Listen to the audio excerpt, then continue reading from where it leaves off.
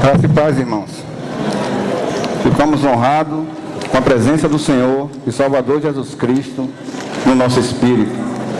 É um privilégio imensurável podermos juntos nessa manhã, podermos olhar para Ele, podermos glorificá-lo, podermos enaltecê-lo, podermos dizer com todo o nosso ser: a Ele seja o louvor, a honra e a glória pelos séculos dos séculos.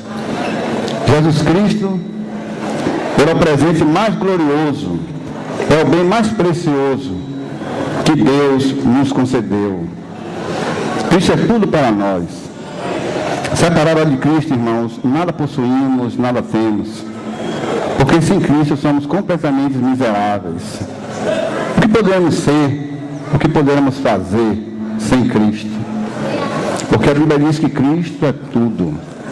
Cristo é tudo nos conselhos eternos de Deus.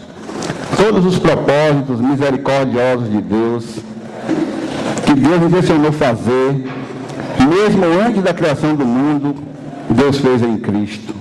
Porque Cristo é a plenitude do Pai. É em Cristo que está todos os tesouros da sabedoria e do conhecimento da sabedoria de Deus, está em Cristo. Paulo diz que nada desejei saber entre vós. Por quê? Porque Jesus Cristo é a sabedoria de Deus e o poder de Deus. É dessa maneira que Deus se manifesta, de maneira tão sublime, tão especial, tão gloriosa, tão precisa. 1 Coríntios 2,12 ele diz: nada desejei saber entre vós, senão a Jesus Cristo e esse crucificado. Por quê? Porque todas as bênçãos que nós gozamos, desfrutamos na vida cristã, como membro do corpo de Cristo, fruto da cruz, irmãos. Fruto da cruz. Todos os propósitos que nós temos, desejamos e carecemos, está na cruz de Cristo. Porque na cruz de Cristo é que você pode ver o coração de amor de Deus quebrado por causa dos nossos pecados. Foi na cruz que Cristo disse: como cera me derramei, onde ele se derreteu por nós. O amor de Cristo se derramou de tal maneira que a mente humana não tem como descrevê-la. E Paulo, escrevendo a Coríntios, ele pode dizer: o amor de Cristo excede todo o entendimento. A mente criada, a mente humana, ela não tem como expressar a dimensão insondável do amor da mente não criada, que é a mente de Deus. Eu gostaria de compartilhar com os irmãos 1 Timóteo 3,16. É um versículo muito conhecido dos irmãos. É um versículo extremamente precioso, glorioso, que aponta exatamente para aquele que é a plenitude do Pai, daquele que é o resplendor da glória de Deus, daquele que é a imagem do Deus invisível, daquele que é o maior bem que Deus tem e que nos concedeu gratuitamente em si mesmo. Gostaria de convidar os irmãos para que a gente pudesse orar, entregar ao Senhor o momento da palavra, para que Ele tenha misericórdia de nós e que, segundo a riqueza da sua glória, nos conceda do teu espírito de sabedoria, de revelação, de entendimento e de conhecimento na pessoa dele mesmo. Porque sem isso, irmãos, não temos nada para falar. Tudo que temos vem dele e que possa voltar para ele. Jesus, em sua oração, pode dizer: Pai, glorifica o teu Filho para que teu Filho glorifique a ti. Então, todas as nossas fontes estão em Deus mesmo. Amém? Senhor, nós somos gratos a ti por tudo que o Senhor tem nos revelado durante esses dias na tua palavra, pelas riquezas insondáveis da sua graça, por esse momento de termos comido do pão e bebido do cálice. Fizemos menção do seu grande amor por nós. Nós queremos depositar a tua palavra em tuas mãos e te pedir o teu espírito de sabedoria, de revelação, de entendimento, para que possamos expressar aquilo que está no centro do seu coração. Porque todas as nossas fontes estão em ti. Que possamos receber do Senhor aquilo que vamos compartilhar nessa manhã. Por isso te pedimos que glorifique o seu próprio nome. Só o Senhor pode glorificar o teu nome através de nós, Senhor. O Senhor conhece as nossas limitações, nossa incapacidade, mas tu és santo, tu és o Deus eterno, imutável, invisível, mas real. Fala ao nosso coração nessa manhã e glorifica o teu nome, Senhor. Em nome de Jesus é que nós oramos. Amém. Por minha capacidade, nada posso diante de ti. Mergulho totalmente em tuas feridas e morte. Não tenho refúgio em nada mais, mas apenas mergulho em tuas santas feridas e morte. Faça comigo o que quiseres. Sepulta-me em tua morte. Cancela os teus juízos perante mim no sangue do teu amor. Afundo-me totalmente em ti. Os desejos da minha alma se apegarão firmemente à tua verdade. Minha morte, meu diabo, me retirarão da ferida do meu Salvador. Pois eu me afogarei totalmente em Jesus. Suplico-te, ó Cristo, tu paciente Cordeiro de Deus, conceda-me paciência neste caminho da cruz. Leva-me tua vitória, como Cordeiro paciente, permita-me viver contigo em ti. Afundo-me totalmente em ti. Irmãos, essa é uma oração que nós já lemos na sexta-feira, do livro O Caminho, O Reino, Caminho para a Cruz, de G.S. Penil, já está na página 42. É uma oração muito preciosa, porque afundar totalmente em ti. Porque nós devemos estar mergulhados completamente em Cristo. Porque, irmãos, se nós estivermos fora de Cristo, se nós estivermos afastados da sua morte, se nós não estivermos mergulhados nas profundezas da morte de Cristo, nós somos completamente alvos fáceis de Satanás. Quando nós tiramos o foco da morte do vencedor, daquele que através da sua morte destruiu aquele que tinha o poder da morte, o diabo, nós ficamos à mercê da morte. Por isso que nós temos que estar nas profundezas insondáveis da morte de Cristo. Paulo diz que Cristo ressuscitou dos mortos pela glória de Deus. E a glória de Deus se manifesta na igreja através de Cristo, irmãos. Sem Cristo nós não podemos ter esse conhecimento da glória do Deus bendito. Por isso que nós vamos meditar em 1 Timóteo 3,16. 1 Timóteo 3,16 fala de várias excelências da grandeza da pessoa de Cristo.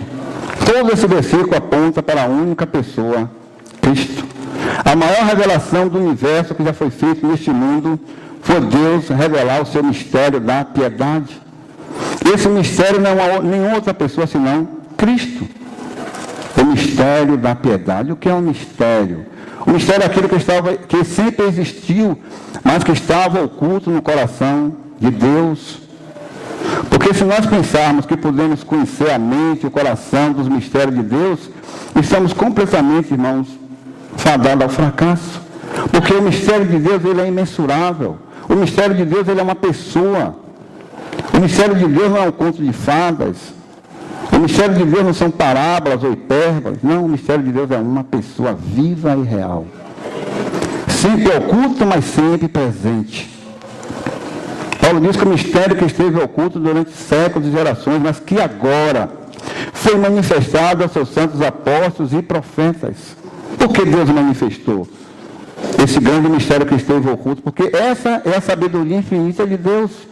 Porque Deus não poderia se manifestar, se revelar de outra maneira, senão através do mistério da piedade, que é exatamente o seu Filho.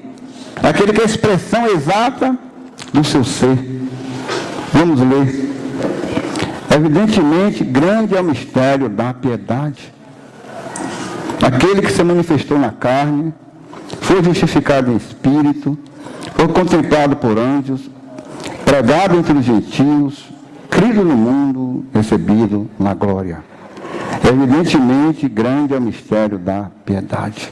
Aqui se trata da maior revelação que Deus já fez em todo o universo, irmão. Esse mistério da piedade é uma pessoa, onde está escondido todos os tesouros da sabedoria e do conhecimento de Deus, está neste mistério da piedade. Aqui não se trata de temas tribais, aqui não se trata de expressões de filosofias humanas, aqui se trata da manifestação da revelação de Deus manifestado através do mistério da piedade, de Deus manifestado através de seu Filho. João pode dizer: ninguém jamais viu a Deus. Por que era necessária a encarnação? Porque foi necessário que Deus revelasse aquele mistério que estava oculto, para que Deus pudesse também se revelar, mas através do mistério da piedade. Deus não se revela a você e a mim de nenhuma outra maneira, a não ser através de Cristo. Quando nossos primeiros pais pecaram, o que foi que Deus disse? Que a semente da mulher iria esmagar a cabeça da serpente. Isso era o mistério da piedade, sempre oculto, mas sempre presente. Deus sempre se revelou através de Cristo. Porque Deus não tem uma outra sabedoria a não ser Cristo. Cristo é a sabedoria de Deus, poder de Deus. Porque é o mistério que se revela. É o mistério que se deu a conhecer. Por quê? Porque nós estávamos envoltos em trevas, irmão. Nós não tínhamos nenhum conhecimento de Deus. Todos nós entramos nesse mundo mortos em delitos e pecados. Nós não tínhamos conhecimento da bendita pessoa de Deus. Por isso que Paulo está dizendo, grande é o mistério da piedade, porque ele é imensurável. Ele é a revelação do próprio Deus, do Deus bendito. A revelação da sua glória, pela qual Deus se manifesta através desse mistério. O mistério que esteve oculto é verdade, mas que agora é revelado a você e a mim.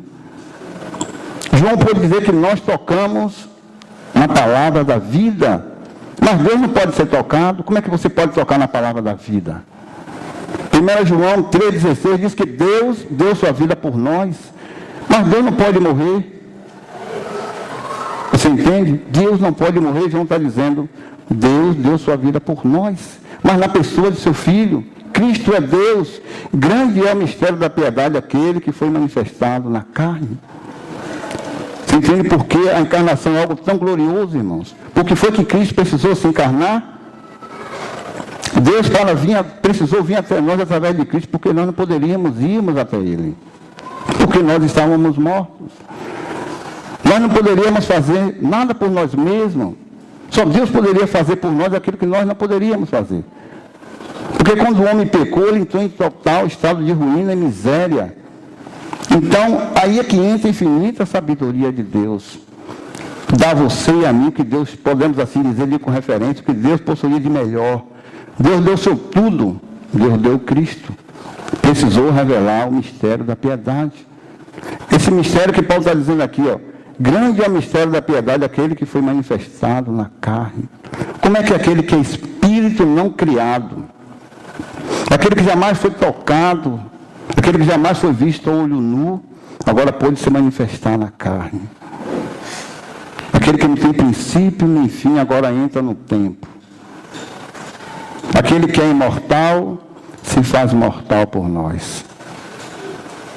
Quando você vê Salomão orando em 1 Reis, capítulo 8, 27, ele diz, como é que Deus pode vir morar na terra, se até o céu dos céus não pode contê-lo? Aí você vê Lucas capítulo 2, dizendo que você vê aquela criança deitada em um berço, coberto de panos, enfaixado com faixas. A mente humana não tem como descrever o mistério da piedade, porque ele é imensurável. O mistério da piedade é essa bendita pessoa, Jesus Cristo, aquele embrião que dentro de você será gerado é obra do Espírito Santo. Ali é o mistério da piedade. Ali é o grande Cristo, é o grande Deus, aquele que é sem princípio nem fim, mas precisou entrar no tempo para nos conduzir a Deus. Porque se ele não viesse, irmãos, nós estávamos fadados a viver no inferno por toda a eternidade. Foi necessário, por que foi que ele veio? Você pega, você olha e vê Simeão pegando a criatura, pregando o Criador, colocando nos seus braços e dizendo, Senhor, agora despede em paz o teu servo, porque os meus olhos já viram a salvação de Israel. Quem pode descrever a criatura pegando Deus? É claro, Deus na carne, mas ali é o Deus infinito. Ele pega completamente defeso, irmão, aquele que é todo poderoso. O Salmo 45 diz que tudo que ele desejou fazer, ele o fez, ele mandou e tudo foi criado. Mas a criatura pega o Criador nos seus braços. Você para pensar as profundezas da humildade que Cristo teve que passar para nos resgatar. A criatura suspende em seus braços o Criador. O nosso Senhor Todo-Poderoso, irmão, completamente indefeso. Completamente indefeso. Você olha para aquele que trovejava no céu, chorando em um berço, com todas as limitações, fraquezas, debilidade que um bebê tem, o todo-poderoso mistério da piedade, precisando ser alimentado, cuidado, acariciado, ser amamentado, o Criador sendo alimentado pela própria criação. É normal que a criatura seja alimentada pela vida do Criador, mas ali o Criador está sendo alimentado pela própria criatura. Porque o mistério da piedade ele é grande. Não há como descrever a grandeza do mistério da piedade. É por isso que ele veio. Porque se ele não viesse, irmão, nós não poderíamos irmos até ele. Aquele que foi manifestado na carne, foi justificado em espírito. Por que ele foi justificado em espírito? Ele está se referindo aqui à ressurreição do nosso Senhor. Justificado em espírito. Não quer dizer que quando ele veio assumir a nossa culpa, ele foi culpado pelos nossos pecados. Não. Absolutamente não. Justificado no espírito significa a ressurreição do nosso Senhor. Porque o pecado que ele tomou, irmãos, sobre si não era dele, era nosso. Ele conheceu os nossos pecados no seu peso, não na sua prática, não no seu ato. Ele disse que morreu justo pelos injustos para nos conduzir a Deus, mortificado sim na carne, mas vivificado no Espírito, porque ele tomou as nossas dores, as nossas fraquezas. Ele disse que ele foi solto das ânsias da morte, porque não era possível que a morte o retesse, porque ele era isento completamente, sem pecado. Só o mistério da piedade poderia fazer o que fez por nós. Só ele poderia vir e trazer Deus até nós. Porque de outra maneira, irmão, estamos completamente em ruínas. O segundo Adão, aquele que era do céu, precisou vir até a sarjeta das nossas misérias, para que pudéssemos conduzir de volta a Deus, para que a nossa vida fosse restaurada, para que a nossa vida fosse alimentada pela vida do mistério da piedade. Porque grande é o mistério da piedade, aquele que foi visto pelos anjos. Os anjos tinham visto muitas e muitas coisas gloriosas de Deus. Os próprios anjos tinham visto Deus criar o universo. Os anjos viram com que seus amigos haviam se rebelado contra Deus, e Deus os expulsou dos céus. Mas quando os anjos olharam para Jesus, que Deus indicou que ele deveria vir anunciar em Belém, a Virgem Maria, que o Salvador deveria nascer, o Filho Eterno de Deus deveria nascer como um homem, eu acho que ele deve ter ficado perplexo. Porque era um segredo que estava só na mente de Deus. Porque quando o homem pecou, os anjos não viram nenhuma solução para isso. Mas esse segredo estava no coração de Deus, que Deus o revelou. Foi quando eles devem ter visto que Deus mandou com que anunciasse, os anjos devem ficado maravilhados. Como pode ser isso? Aquele que é eterno agora vai se tornar um homem para nascer e morrer pelos pecadores. Ele foi contemplado pelos anjos. E quando o Espírito Santo gerou nosso Senhor no ventre da Virgem, ele deve ter ficado pasmo, assombrados, maravilhado, porque só Deus, irmãos, poderia resolver o problema causado pela queda. Os anjos contemplaram muitas e muitas sabedoria de Deus, mas aqui está a sua sabedoria no seu auge. Quando os homens pecaram, só Deus saberia como resolver e solucionar o problema da queda.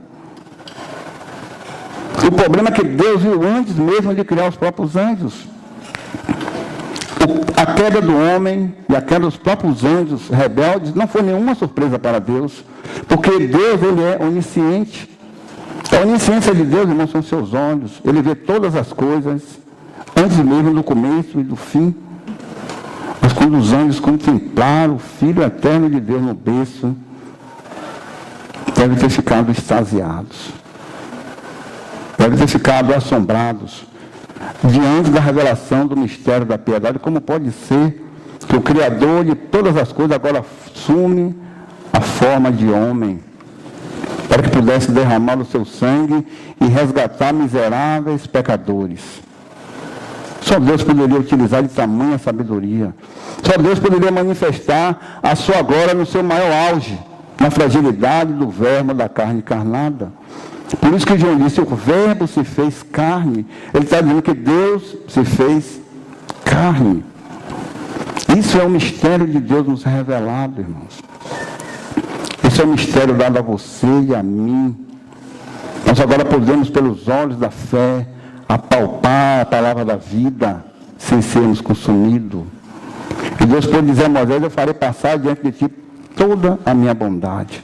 Aí está a bondade de Deus revelada a nós, irmãos. Cristo Jesus do Senhor.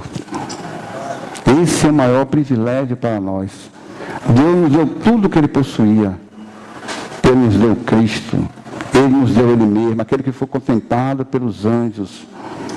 Aquele aquele que foi justificado em espírito, pregado entre os gentios. Porque esse negócio de evangelho, irmãos, sem a pessoa bendita de Cristo, é uma ilusão, é uma farsa, não existe. O evangelho é acerca de Cristo. Nós pregamos a Cristo crucificado. Por quê? Porque Cristo é a manifestação da glória de Deus. Cristo é a manifestação preciosa daquilo que Deus de fato é. Quando você lê Atos capítulo 13, você vê que Paulo, fazendo a viagem de Antioquia, da Pisídia, ele chegou no dia de sábado na sinagoga dos judeus, e aqueles judeus piedosos disseram: varões e irmãos, se tem alguma palavra de conforto, de consolação para o povo, isso falai. E Paulo e Barnabé começou a pregar o que, irmãos? Eles começaram a pregar Cristo e a ressurreição. Porque isso é o evangelho. Isso é a revelação da glória do Deus bendito. É a revelação do mistério. Porque eles faziam grandes propaganda de Cristo, faziam grandes publicidade de Cristo. É isso que a igreja deve fazer. Pregue o evangelho, pregue o mistério da piedade, mesmo que vocês muitas vezes não precisem usar palavras. Pregue com sua vida. Porque o mistério da piedade está dentro de cada um de nós, irmãos. O Espírito Santo enviado do céu está dentro de cada um de nós. Devemos fazer propaganda de Cristo, publicidade de Cristo. E pregar o evangelho é pregar a Cristo, é falar do mistério da piedade, que não mais está oculto, mas que agora foi revelado aos seus santos apóstolos e profetas. A saber que os gentios são co-herdeiro, membro do mesmo corpo, participante da promessa em Cristo pelo evangelho pregado aos gentios. Porque antes de Cristo vir, irmão, só os judeus, os hebreus tinham o privilégio de conhecer as leis e os mandamentos de Deus. E todas as outras nações ficaram de lado. Mas ainda assim Deus não os abandonou. Porque Deus deu grandes e grande prova da sua misericórdia entre os gentios. Então, quando Cristo veio, Deus pegou os judeus e os gentios e fez ambos vê-lo que eles são todos pecadores, porque não há um justo sequer. Então Deus pegou o judeu, que era orgulhoso, porque só eles possuíam as leis de Deus, e o reduziu a nada, os abateu até o pó. Pegou os gentios, fez a mesma coisa. E depois, em Cristo, Deus os levantou, através da sua graça, e fez ambos ver uns aos outros que são pecadores. Na carne, ainda são judeus e gentios, mas em Cristo, ainda são membros do mesmo corpo, são um.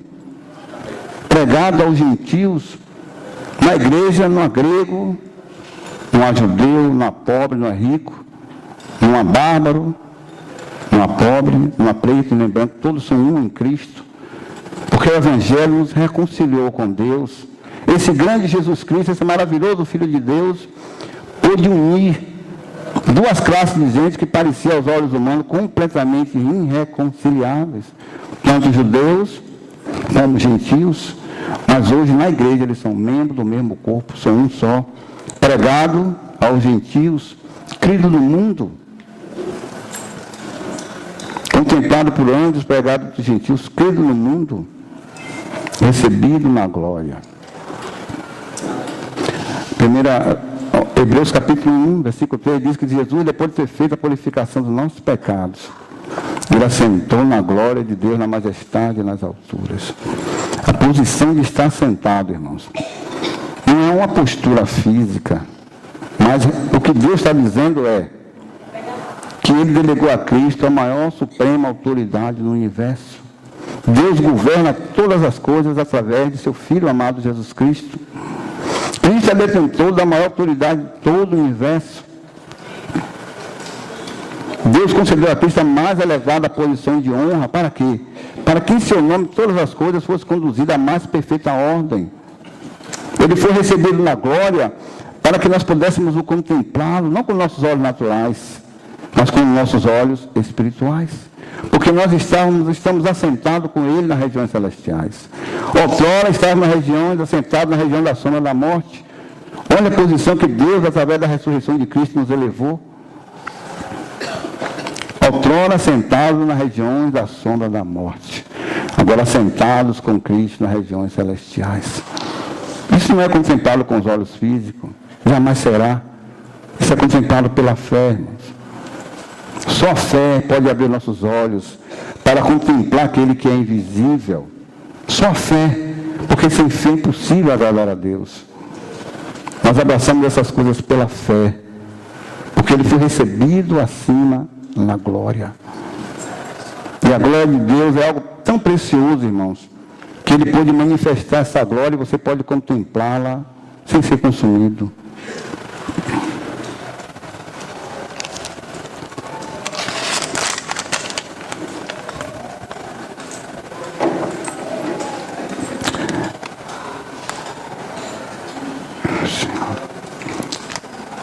Efésios capítulo 2, irmãos. Não, capítulo 1, perdão. Efésios 1. Efésios 1, 19.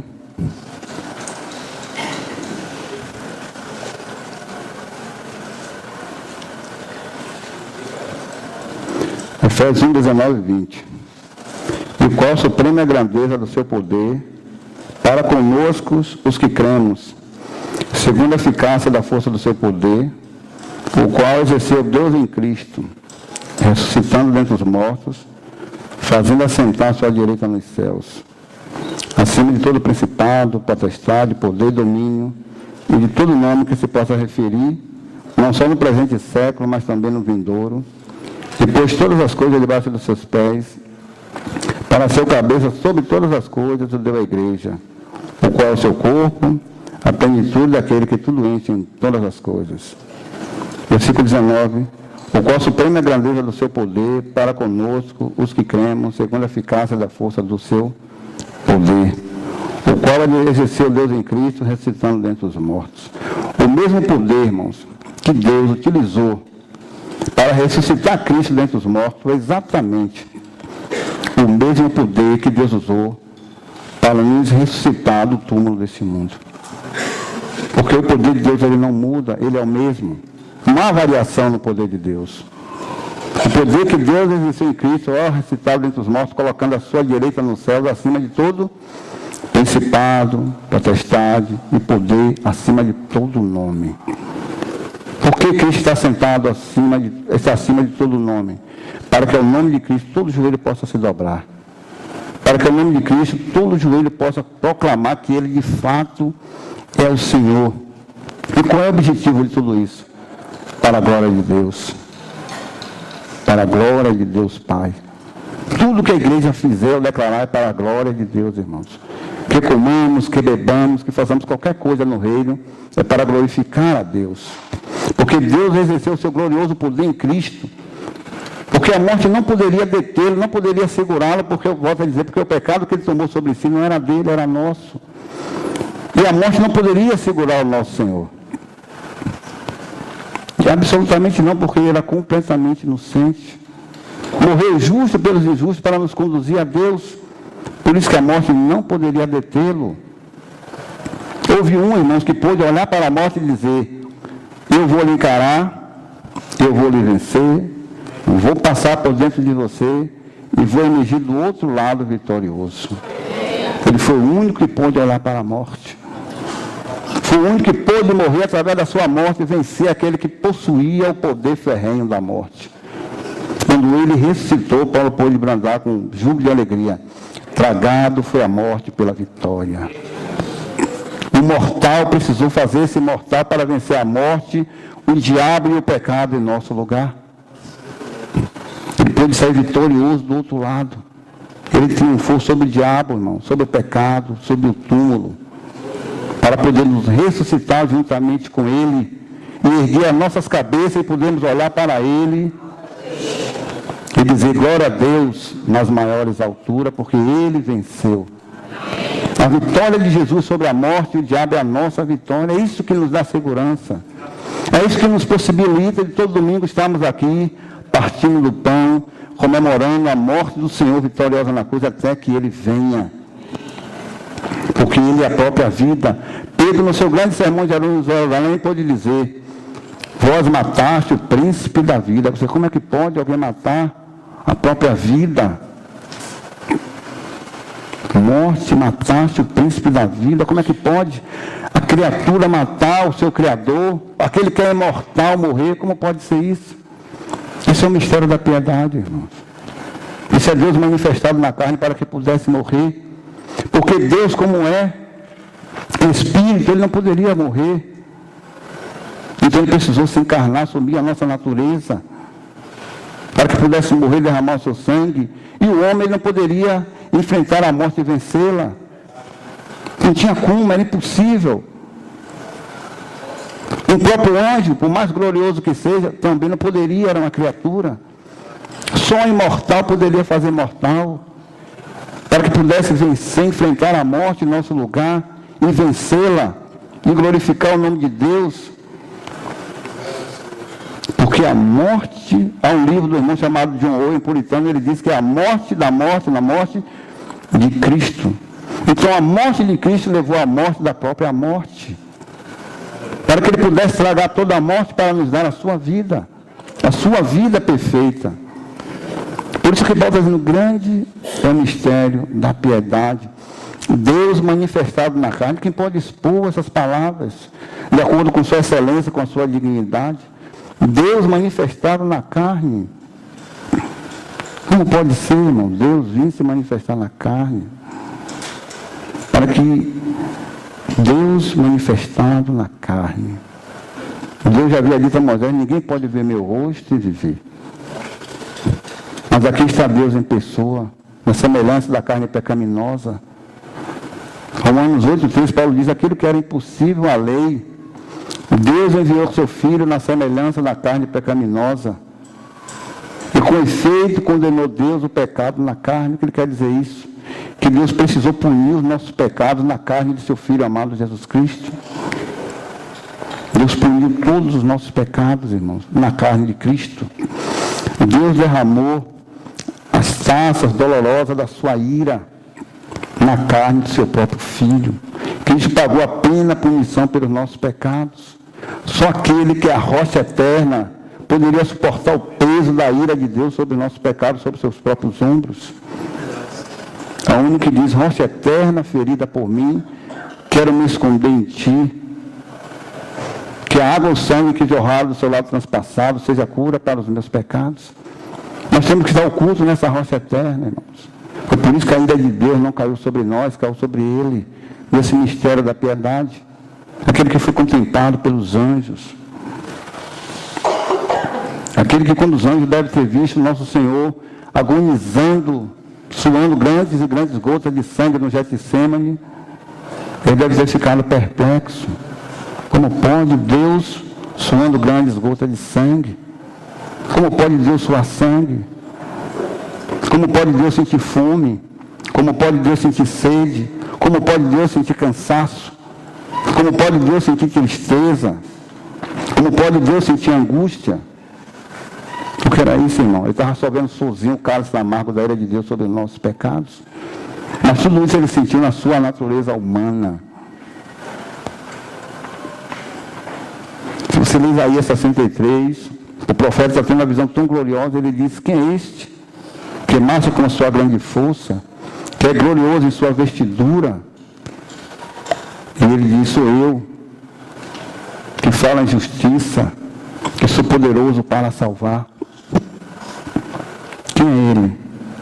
Graças a Deus que nós temos a resposta. Ele é o sempre eterno Filho de Deus. Ele é o resplendor da glória de Deus. Ele é a imagem do Deus invisível. Ele é o primogênito de toda a criação. Peixe que está deitado na polpa de um barco. É aquele que não dorme nem cochila, que vela por cada um de nós, mas está dormindo como um homem.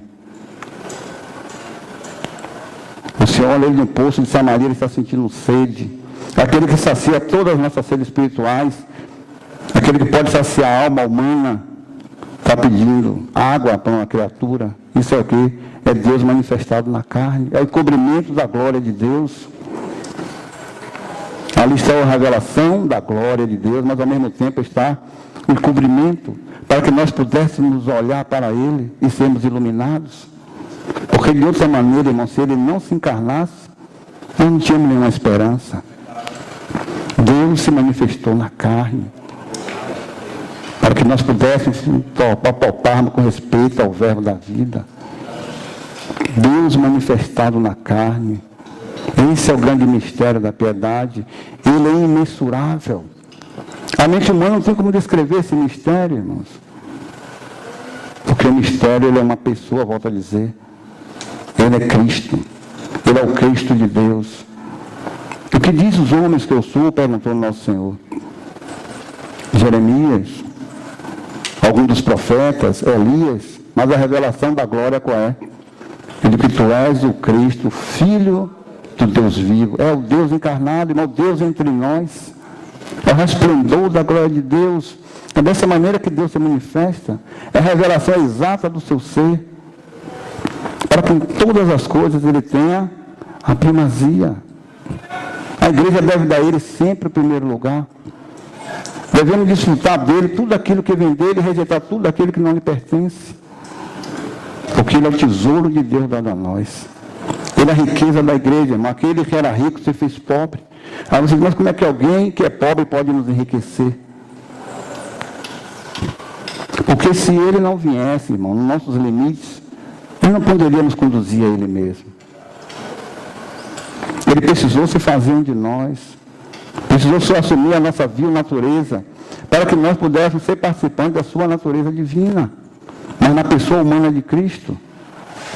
Porque se ele não viesse, nós não poderíamos abraçar 1 Pedro capítulo 2, quando diz, capítulo 1, que nós fazemos parte da natureza divina, não da sua essência, não da sua glória essencial, porque diz que a glória dele não dá a ninguém, mas a sua plenitude, aquilo que nós podemos receber em Cristo, aquilo que é dado a nós gratuitamente no amado. Porque a plenitude de Deus, que ela não pode ser nossa. A eternidade de Deus, a onisciência de Deus, a onipotência de Deus, a onipresença de Deus, isso não nos pertence. Mas nós podemos possuir aquilo também que é de Deus, porque Deus seja santo, porque eu sou santo. É uma das suas plenitudes, das suas excelências. Sede misericordiosos, como o vosso Pai que está no céu é misericordioso, nós poderemos ser. Porque isso são a plenitude que todos nós da sua graça recebemos graça sobre graça. É uma glória de Deus acima de outra glória que é dada a nós em Cristo. Porque se o mistério da piedade não viesse revelar para nós a pessoa do Pai, irmãos, nós continuaríamos completamente miseráveis. Por isso que o próprio Jesus pode dizer, aconselho que de mim compre ouro refinado. É só isso. O que é isso? Se nós somos insondáveis riquezas, se nós riquezas insondáveis da sua graça, que é nos dado gratuitamente no amado. Graças a esse mistério que se revelou, que é Ele mesmo. Porque se Ele não tivesse revelado, não poderíamos, irmãos, adorá-lo em espírito e em verdade. Nós não poderíamos perdoar uns aos outros. Não poderíamos perdoar nossos inimigos. Não poderíamos bendizer aquele que nos maldizem. Tudo isso só podemos fazer se nós estivermos nele. Nós não poderíamos perdoar uma calúnia, uma ofensa de um irmão. Por que nós podemos fazer tudo isso? Porque o Verbo se fez carne. Assumiu as nossas fragilidades, assumiu as nossas limitações, para que podemos contemplá-lo como um espelho. De glória em glória somos transformados, na mesma imagem como o Espírito do Senhor. Ele nos transforma, molda a nossa natureza, porque esse é o papel daquele que é o mistério da piedade. Porque de nós mesmos, irmãos, nós não podemos não nos libertar de nenhum tipo de pecado. Só Ele pode fazer isso.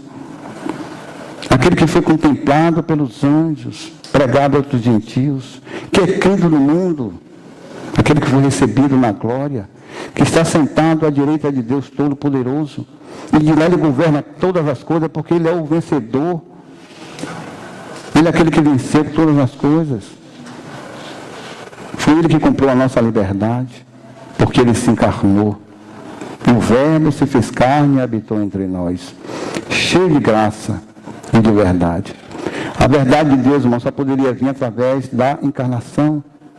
Sem encarnação, irmãos, não poderíamos ter nenhuma revelação de Deus. O que poderíamos conhecer de Deus se Deus não abrisse nossos olhos para ver a beleza do Senhor? Foi necessário que Deus nos revelasse Deus. Foi necessário para que nós pudéssemos olhar para Deus e viver. Ninguém pode ver meu rosto e viver, disse Deus a Moisés. Êxodo 33. Mas graças a Deus, irmãos, o Filho varão veio. Deus veio até nós na pessoa de seu Filho.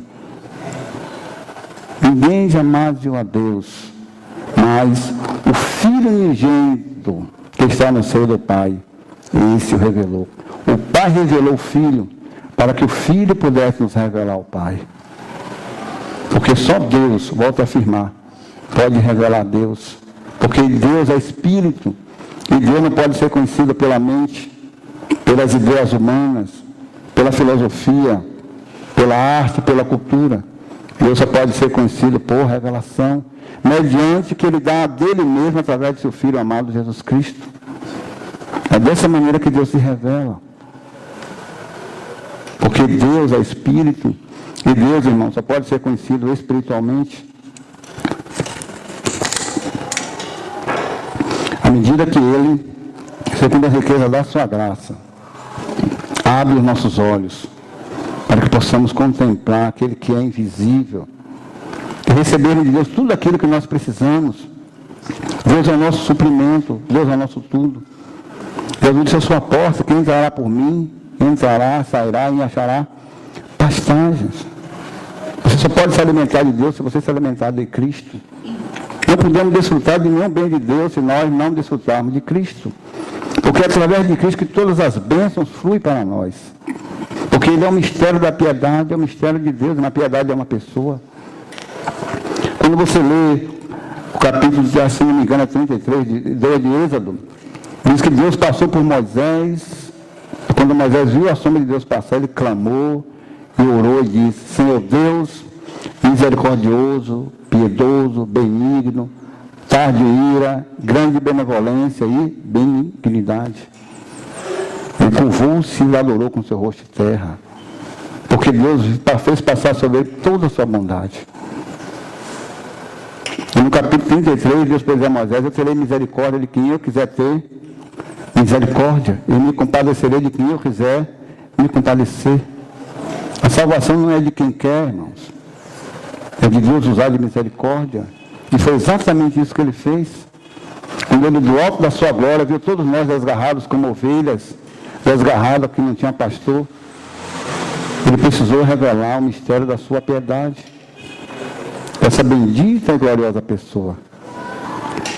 Esse que é a plenitude do Pai. Todo o tesouro do conhecimento da glória de Deus está em Cristo. O que é que você precisa de Cristo, irmãos? O que é que você precisa de Deus? É o perdão de Deus, está em Cristo. Você precisa conforto e consolo para a sua alma cansada, está em Cristo. Não tem nada para você e para mim fora de Cristo. É por isso que Deus revelou o mistério da piedade, que é uma pessoa. Essa pessoa que está sentada à direita de Deus na majestade nas alturas. Ele recebeu do seu Pai a mais elevada posição de honra, para que em seu nome todas as coisas fossem subordinadas. Todas as coisas nos céus e na terra estão debaixo da autoridade suprema de Cristo, porque Deus o considerou seu Filho quando Deus o ressuscitou dos mortos, e o Filho assentar à sua direita nos céus. E Jesus pode dizer na sua oração, João 17, Pai, glorifica-me com aquela glória que eu sempre tive contigo antes da fundação do mundo. Quando Jesus se encarnou, Ele não passou a ter existência, irmãos. Quando Ele esteve aqui, Ele sempre existiu. Ele é sem princípio, sem fim. Glorifica-me com aquela glória. Mas por algum tempo, por nossa causa, Ele precisou ausentar-se daquela glória eterna e suprema que Ele tinha com o Pai. Ele precisou descer às profundezas da humilhação. Eu creio que Cristo ficar como um embrião no ventre de Maria foi mais humilhante do que ficar pendurado numa cruz. Já parou para pensar as profundezas da humilhação que Cristo teve que passar? Como um embrião, o Criador de todas as coisas no ventre, confinado no ventre da criatura, aquele que Salomão diz que nem o céu dos céus poderia contê-lo, como é que agora ele pode estar contido em um curto, pequeno espaço, no ventre de uma mulher? Aquele que nunca precisou de você nem de mim, irmãos, mas teve misericórdia de nós. Deixou subir nos palácios da glória para adentrar no ventre da criatura da mais profunda humildade. Por amar pessoas vis como eu e como você. Só Ele poderia fazer isso por nós. Por isso ele ora ao Pai e diz: Pai, glorifica-me com aquela glória que eu tinha contigo. Ele não estava duvidando que o Pai lhe concederia aquela glória, mas era para que nós soubéssemos, irmãos, que ele sempre ficou igual e coeterno com seu Pai. Compartilhava da mesma glória, do mesmo poder, da mesma majestade, do mesmo brilho, da mesma excelência, da mesma autoridade. Porque o Pai sempre foi completo nele mesmo, no seu Filho amado Jesus Cristo e no Espírito Santo, sem carência de absolutamente nada. Mas por que ele fez isso? Por que Deus fez o que fez por nós? Por nos amar. É um amor que excede todo entendimento. Deus já havia nos escolhido em seu Filho antes da fundação do mundo. Que é dessa maneira que Deus manifesta a sua glória através do mistério da piedade. O mistério da piedade, ele é sem princípio, ele é sem meio, ele é sem fim. Ele não tem princípio nem fim, porque é uma pessoa eterna. Porque quando Cristo assumiu a nossa natureza, irmãos, ele jamais deixou de ser quem ele sempre foi, porque ele sempre foi Deus. De eternidade a eternidade, ele é Deus. No princípio é o Verbo, e o Verbo estava com Deus, e o Verbo era Deus. Ele sempre foi o que ele é hoje. Mas ele precisou se encarnar para conduzir pecadores mortais à imortalidade. Porque nós não tínhamos como ir até ele se ele não viesse até nós. Por isso que ele pode dizer que ninguém pode ir ao Pai a não ser por ele. Ele é o caminho aberto para o coração de Deus. Embora o coração de Deus, irmãos, nunca esteve fechado para nós. Mas por quê? Porque a santidade de Deus, irmãos, ele rejeita a criatura impura. A sua justiça rejeita o pecador culpado.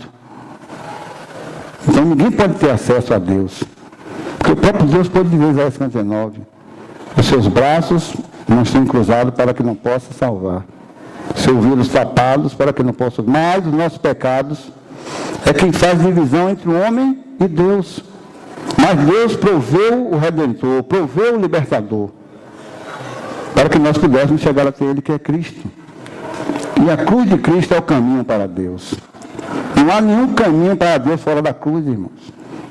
Porque na cruz de Cristo, Deus revela o seu coração de amor. É na cruz que Deus nos abraça em Cristo. Foi na cruz que Deus estava reconciliando consigo o mundo. E não imputando a você e a mim os nossos pecados.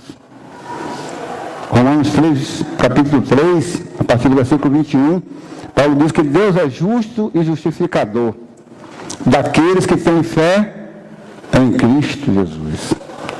Porque é Deus que nos justifica. É Deus que nos justifica, irmãos. Por isso que Ele enviou para nós o mistério da piedade. É imensurável esse mistério.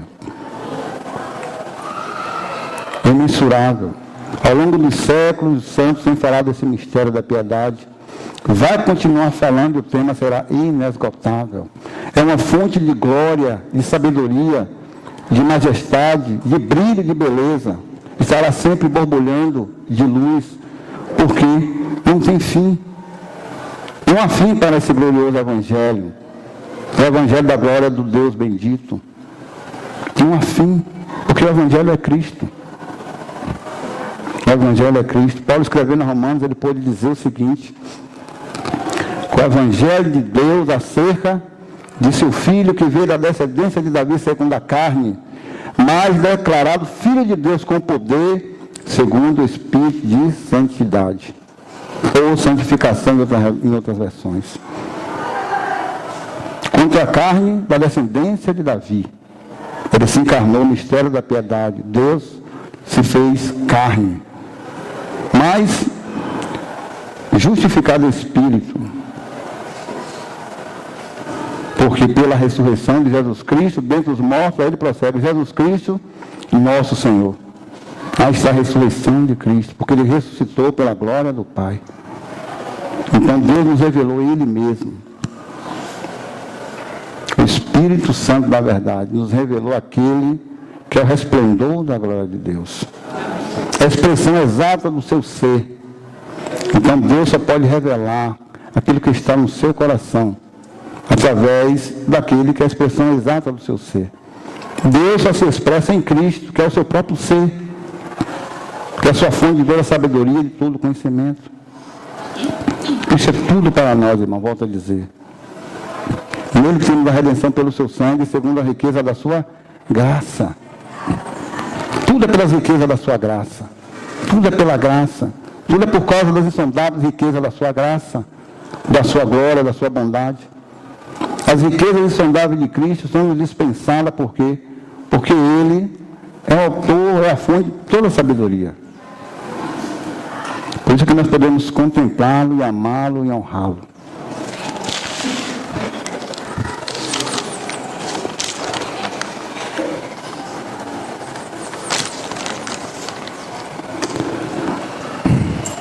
Atos 2, versículos 23 e 24.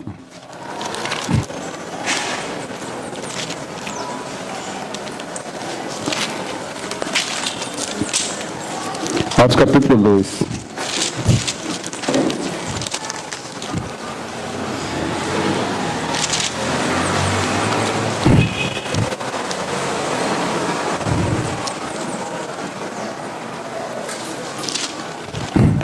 Versículo 22.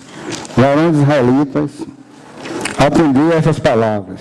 Jesus Nazareno, varão aprovado por Deus diante de vós, com milagres e prodígios e sinais, os quais o próprio Deus realizou por intermédio dele entre vós, como vós mesmos sabeis, sendo este entregue pelo determinado desígnio e presença de Deus. Vós o mataste, crucificando por mão de ímpios, ao qual Deus, porém, ressuscitou dos mortos, rompendo os grilhões da morte, porquanto não era possível que fosse ele retido por ela. Atos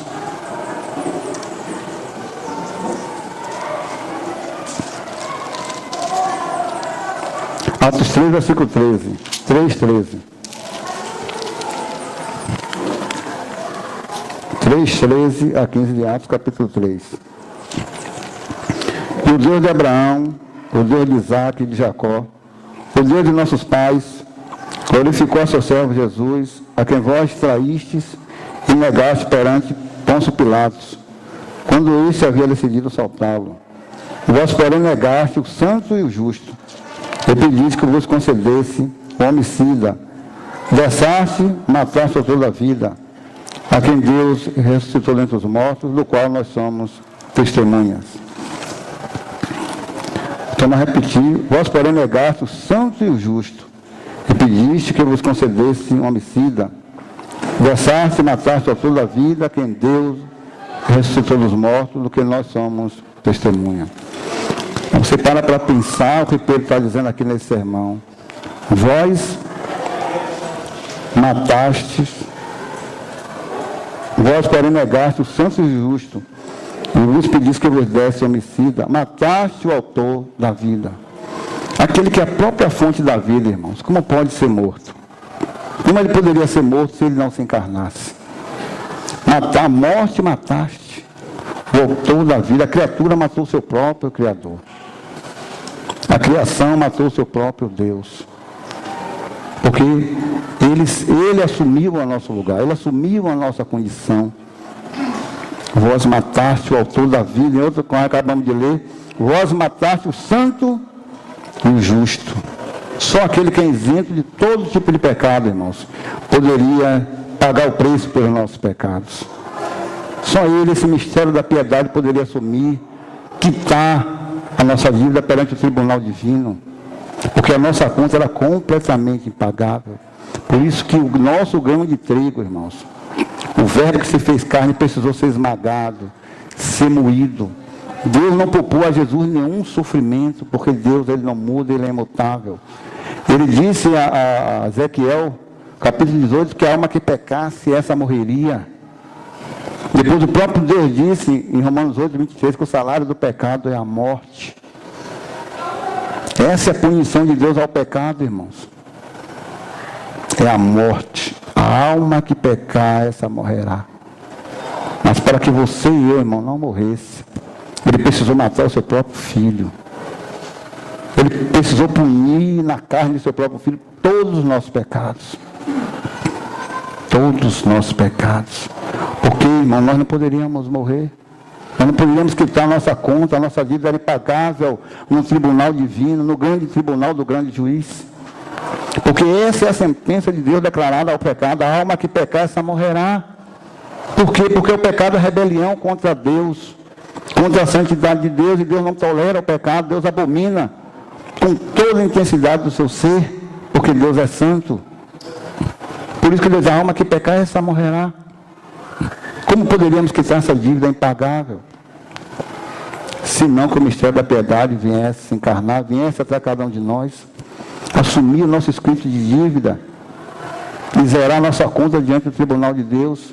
Por isso que o justo precisou morrer pelos injustos, para que você não morresse, para que você não fosse para o inferno, para que nós não passássemos a eternidade em desespero, em vergonha, em angústia, em sofrimento eterno, onde o fogo nunca apaga, o germe nunca morre, mas a alma justa precisou morrer.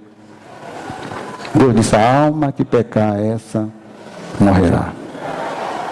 Mas aí está o nosso substituto, irmãos. Ele se colocou entre a ira de Deus e os nossos pecados. E Deus derramou o nosso pecado sobre a rocha eterna. Por isso que ele pôde suportar o peso dos nossos pecados. Nenhum anjo, nenhum arcanjo poderia suportar os nossos pecados. Por isso que a Bíblia diz que ele não socorreu aos anjos, mas socorreu a descendência de Abraão. Ele nos socorreu. Porque os anjos, quando caíram, irmãos, quando pecaram, eles fizeram isso por conta própria. Foram responsáveis pelos seus atos. Mas o homem não, quando pecou, ele foi induzido por Satanás. E Deus nos socorreu. Nós pecamos, merecíamos a morte. Mas o imortal assumiu a nossa mortalidade. Assumiu o juízo de Deus, porque ele disse, a alma que pecar, essa morrerá. É pecar contra a santidade de Deus. Por isso que Deus abomina o pecado com toda a intensidade do seu ser. Porque o fato de Deus do pecado é que ele não glorifica a Deus. É o homem pisoteando a lei de Deus, pisoteando a santidade de Deus. Então Jesus Cristo morreu em nosso lugar. Pagou, quitou, zerou as nossas dívidas. O verbo manifestado em carne, assumiu a fragilidade da nossa carne, mas sem pecado. Levando ele mesmo em seu corpo sobre madeira os nossos pecados. Porque nós pecamos contra Deus. Então, o juízo divino é a alma que pecar, essa morrerá. Ezequiel 8, versículo 4. Mas Deus olhou para você e para mim naquele estado de vil de miséria e teve misericórdia de nós. Nos revelou o mistério da piedade. Dessa maneira que Deus pôde nos reconciliar com Ele mesmo. Só Deus poderia nos reconciliar com Deus, irmãos. Só Deus. Ninguém mais poderia fazer o que Deus fez por nós. Passaremos a eternidade glorificando a Deus, magnificando a sua graça, a sua bondade, a sua misericórdia, a sua compaixão. Ainda assim, tenho a certeza, não será suficiente. Tamanho amor que Deus teve por nós. É imensurável o amor de Deus por nós.